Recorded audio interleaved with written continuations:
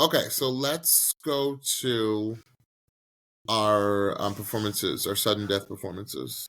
Okay, so first up we had Christina Eagle. She sang "Hard Like a Truck" by Lainey Wilson. I What you mean, think? Christina, to me, it was probably one of her more subdued performances. But that's relative, right? Because Right, Christina's always going to light up the stage. right, I don't think there was a better performer this season. right. Somewhat a better crowd mover Mm-hmm. than her. Like when Christina's gonna have a big career because you can't take your eyes off of her. Right, And guess what? She can really sing too. right, right. So you got somebody who you can't take your eyes off of and who's got a killer voice. That's a recipe for huge success. Yeah. Huge success. And she's just a sweetheart of a person. Mm-hmm. And the thing that really stood out to me tonight, not so much her performance, what she said to Snoop. Come on. I was You know? yes. You Beautiful. know? Beautiful.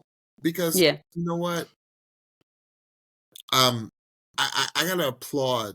I don't know who decided, we can talk about the whole Snoop Martha Stewart thing, but like I applaud whoever like saw that Snoop was multidimensional. I'm so glad this man is getting his flowers in Yeah.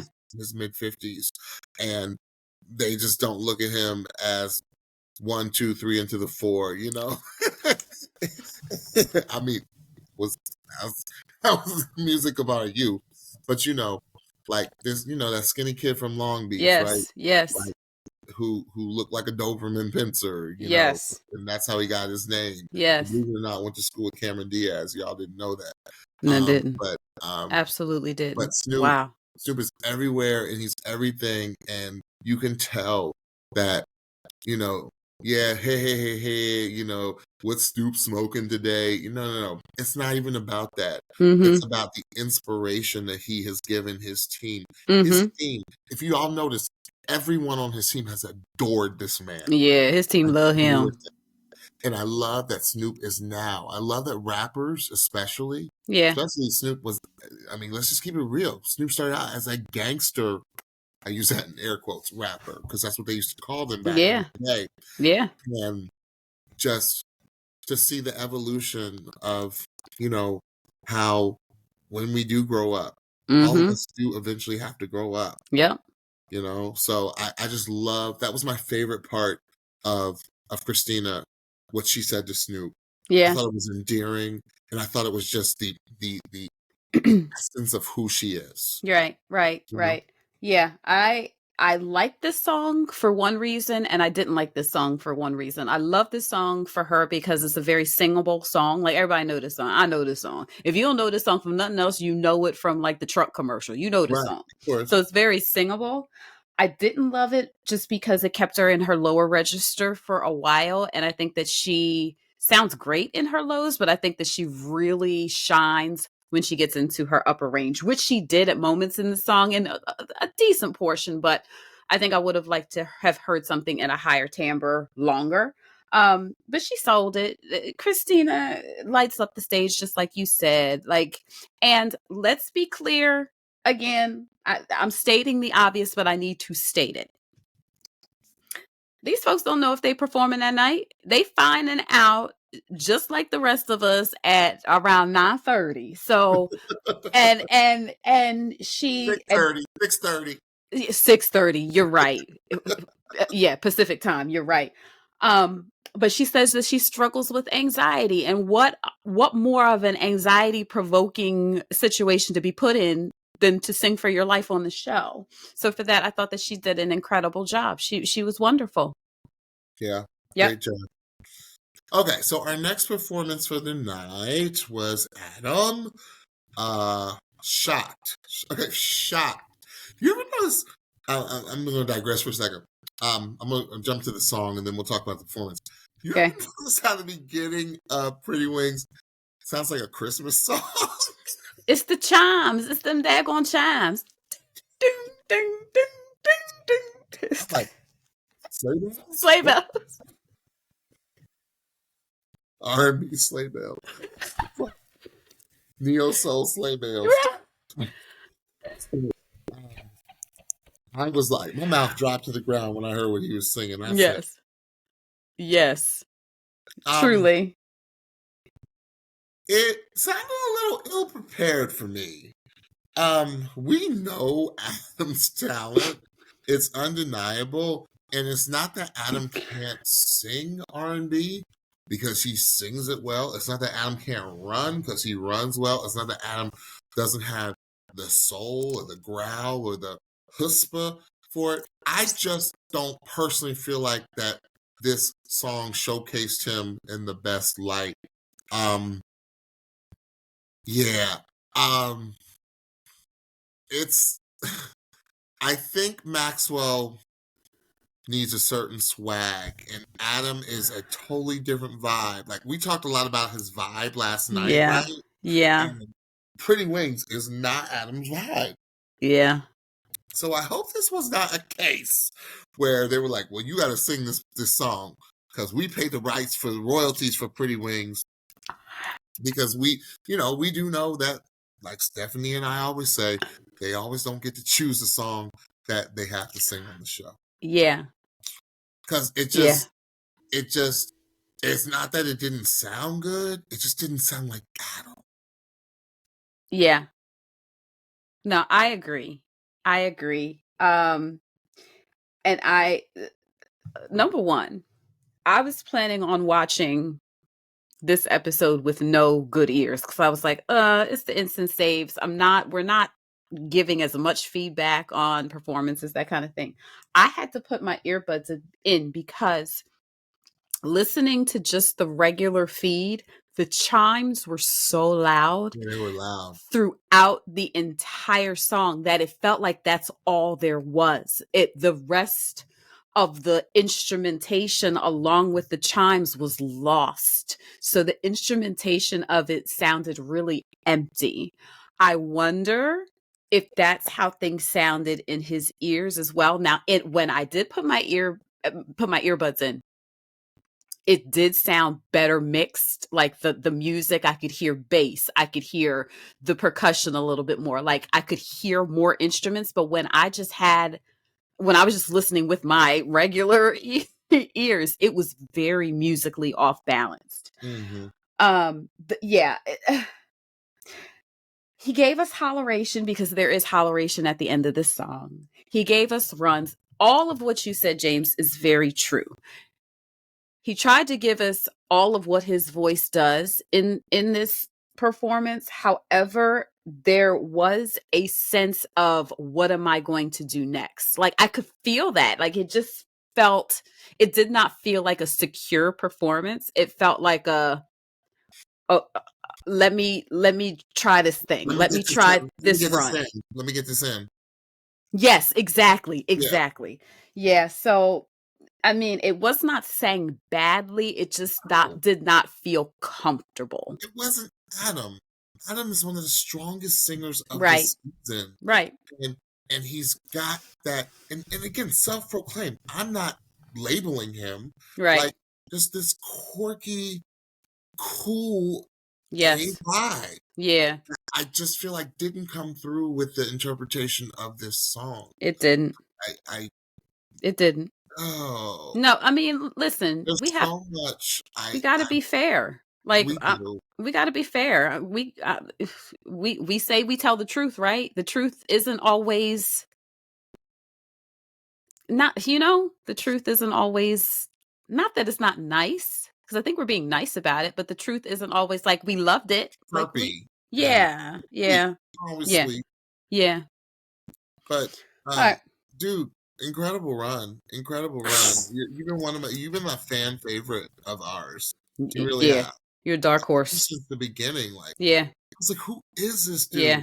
I love him. Like, he was calling him a dark horse for a minute. Yeah, I want to be his best friend. Yeah. Like, because I just feel like I would just sit in the room and just laugh and just have a really good time. Absolutely. And make incredible music with you. Right.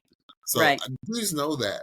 Like, because up until now, you've been slaying it. Like, killing week out. Like, and this dude, I love this dude. I really do. Absolutely. Absolutely. All right, next up we had Jan Dan.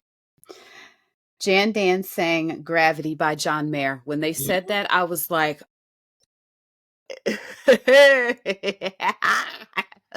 oh.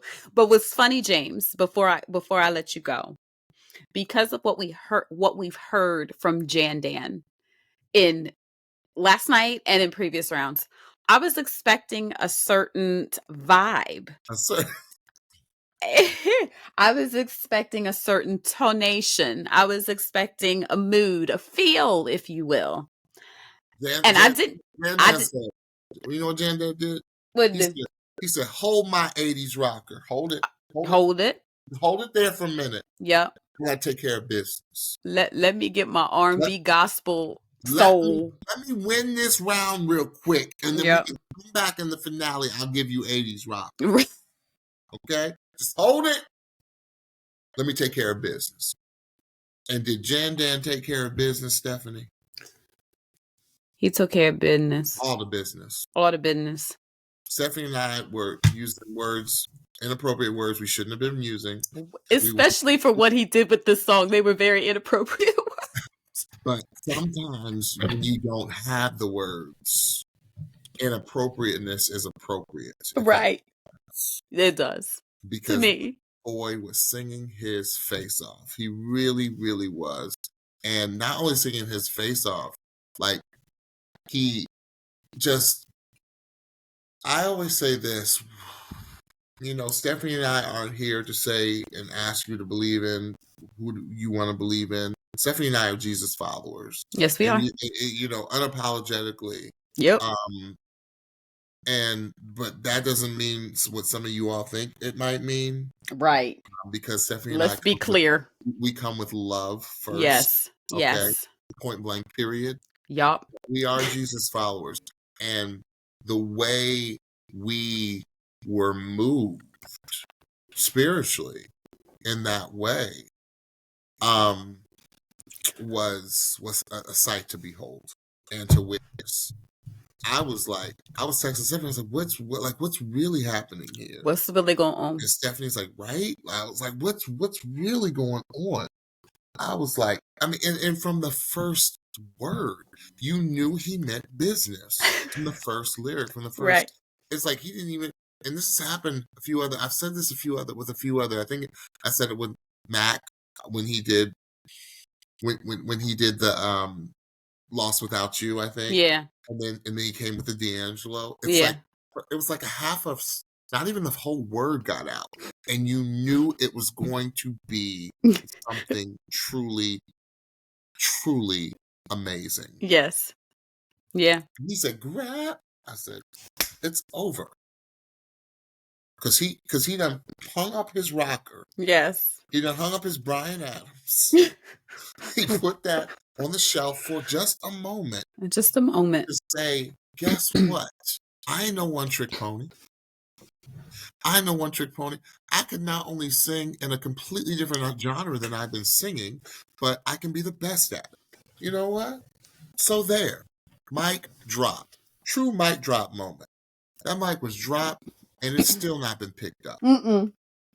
It's still not been picked up. You know, Stephanie's trying to go back in the middle of the show. She never does that, y'all. No, I don't. She never does that. Maybe she's done that once or twice before. It's not a regular occurrence. No. Not during the show. What did that ninja say? What did he just say? Ninja say. Or just do. And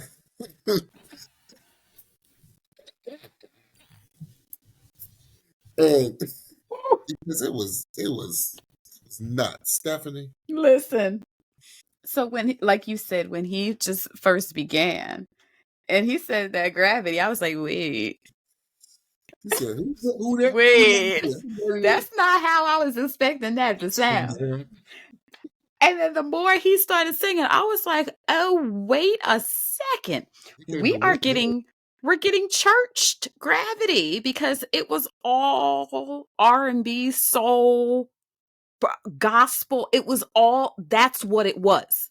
And it's so interesting because, like I was saying before, like we've heard Jan Dan do different tonations and inflections within one song. And it was so interesting that for this song, he was like, no, I'm doing soul, R&B, gospel. I'm going to preach this thing. So like the whole time and when I hear the song, I always go to a spiritual place with the song, especially when you get to the part where it's like, keep me where the light is. That is just like stomp clap. That is stomp clap. Mm-hmm. And so I'm like, he is preaching this thing. Like I'm literally like going like this during the performance. Like, ooh, shackles are being broken. Like people are being delivered. People are being healed. Like sing this thing. And then he said, if you felt held down by the world, try Jesus. And I said,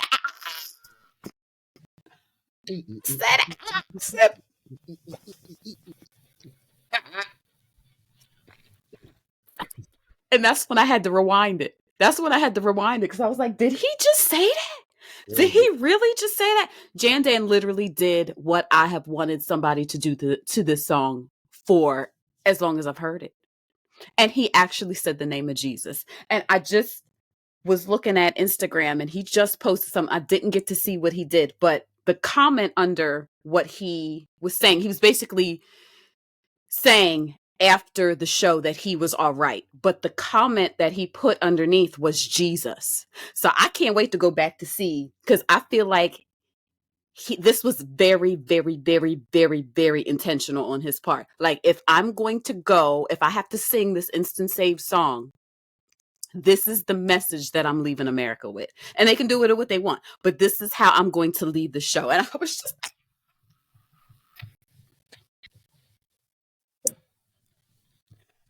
try him, y'all. Listen, try him.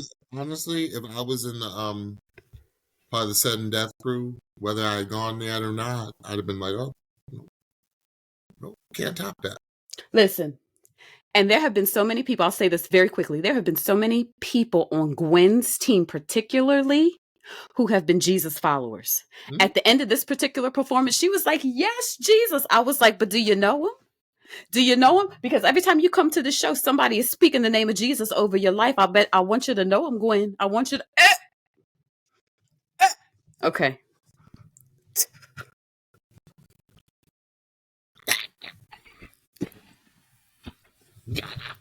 Okay.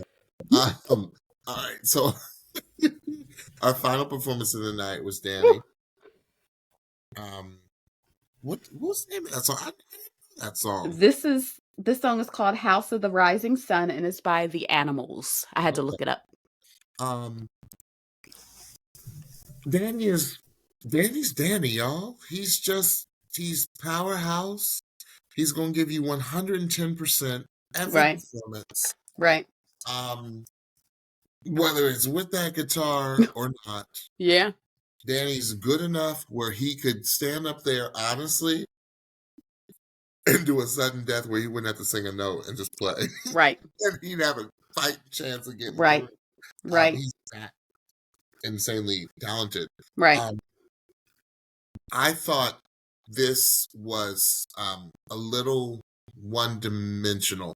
Not one. I'm sorry, that's the wrong phrase. I thought this was a little same level. Okay. Like I didn't feel like I wanted. I like my arcs, right? My arcs in the story, right? Storytelling, because that's what singing is. Singing a song is. It's telling a story, right? That's paying homage to one of my mentors. So it's.